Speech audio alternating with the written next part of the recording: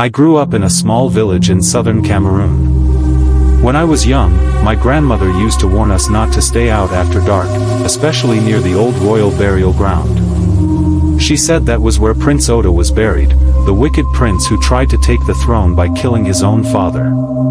Everyone in the village knew the story. Oda was cruel, proud, and obsessed with power. He believed he could never die because a witch had told him his spirit would rule forever. But when he finally poisoned his father, the villagers caught him and buried him alive beside the royal drums. They said he cursed the land with his last breath. I always thought it was just a story to scare children, until the night I saw him. It was in 2013. I was 22, and my cousin and I were walking home from a wake. It was around midnight. The moon was half hidden behind clouds, and the night felt too quiet. No insects, no wind, nothing. We took the shortcut that passed near the old royal ground, even though my cousin said we shouldn't. The path was narrow and the air smelled strange, like burnt wood. That's when I heard it. A low, slow beating sound. Dum, dum, dum. It sounded like drums, but old drums, the kind my grandfather used to play at rituals. We stopped. My cousin whispered, "Don't move." But I couldn't help looking ahead. That's when I saw him. A tall man stood by the mound of earth where the old graves were. His skin looked like it was covered in clay. His eyes glowed a faint red, like coals. He wore something that looked like a torn royal cloth, but the cloth was rotting and wet. He was beating the ground with his bare hands, and every time his hands hit the earth, it made that drum sound.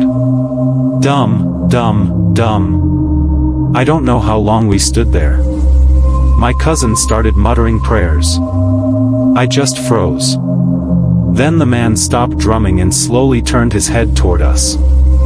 His neck cracked as he turned, and when he smiled, I saw his teeth, sharp, black, and broken. He raised one hand and said something in a language I didn't understand.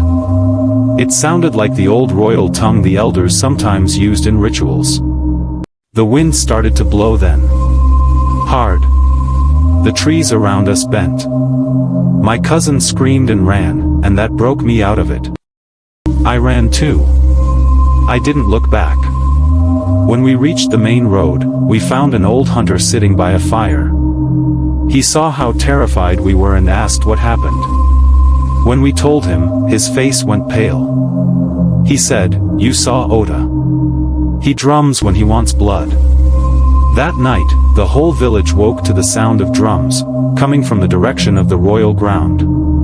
The next morning, the old hunter was found dead near his hut. His ears were bleeding.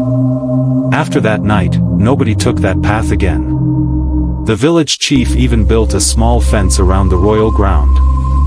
It's been years now, but sometimes, when the moon is half hidden and the night goes too quiet, I swear I still hear that slow, heavy beat. Dum, dum, dum. And I remember his eyes watching me in the dark.